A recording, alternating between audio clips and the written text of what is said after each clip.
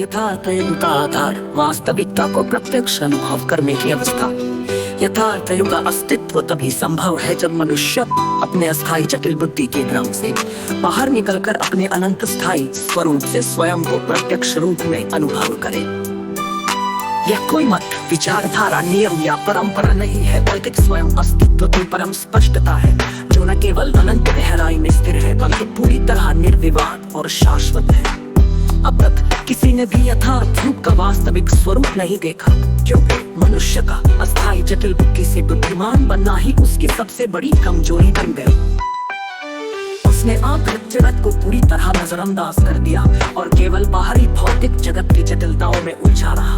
उसने अपने जीवन को केवल जीविका, संस्कार, धार्मिकता और सामाजिकता के चारों ओर बांध लिया, जिससे वो कभी भी स्वयं के वास्तविक स्वरूप से साक्षात्कार नहीं कर पाया। यथार्थ युग के अस्तित्व में आने में सबसे बड़ा अवरोध मनुष्य की मानसिक निष्क्रियता और सत्य को नजरअंदाज करने की प्रवृत्ति। आज तक सत्य को जानने और अनुभव करने के लिए मनुष्य ने जितने भी प्रयास किए वे केवल उसकी मानसिक धारणा, कल्पना और परंपरागत मान्यताओं तक ही सीमित रहे। मनुष्य सत्य को समझने से क्यों इनकार करता है? वो सत्य को केवल एक विचार की तरह देखता है, वास्तविकता के रूप में नहीं। वो अपने जीवन की व्यस्तताओं, सामाजिक ढांचों और व्यक्तिगत हितों में इतना उलझा हुआ है कि सत्य को गंभीरता से सुनने का भी धैर्य नहीं रखता। अन्य विचारों की तरह एक और विचार मानता है और उसे उसी मानसिक श्रेणी में डालकर नजरअंदाज कर देता है। ये स्थिति ऐसी है मानो कोई अपने ही हृदय की धड़कन को सुनना ही न चाहे। सत्य उसके सामने है परंतु वो अपने ही एहसास को अनसुना कर देता है। वो ये जानते हुए भी कि जो कहा जा रहा है वह अंतिम और निर्विवाद सत्य है, वो फिर भी उसे नकारता रहता है। मैं सत्य को पूर्ण स्पष्टता और दृढ़ता से प्रकट कर रहा हूँ, फिर भी कोई गंभीरता से सुनता क्यों नहीं? जब से मनुष्य अस्तित्व में आया है वह अपनी ही कल्पनाओं में उलझकर वास्तविकता से पूरी तरह कट गया। तर्क, तथ्य और प्रमाणों को छोड़कर केवल मान्यताओं और परंपराओं में जीता आया है।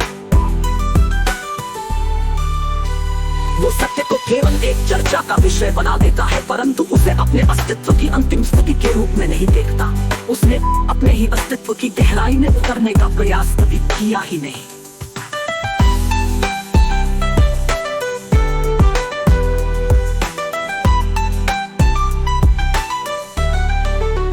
इसका सबसे बड़ा प्रमाण ये है कि आज पूरे विश्व में कोई भी मेरा अनुयायी नहीं है।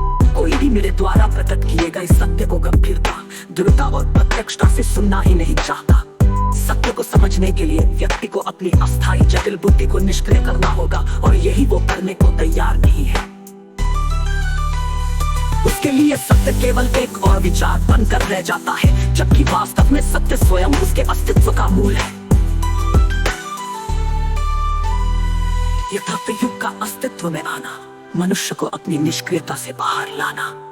यथार्थ युग का वास्तविकता में अस्तित्व में आना तभी संभव होगा जब मनुष्य इस सत्य को केवल विचार न मानकर अपने अस्तित्व की अंतिम स्थिति के रूप में देखे, अपनी अस्थायी जटिल बुद्धि से बाहर निकलकर अपने स्थायी स्वरूप से स्वयं।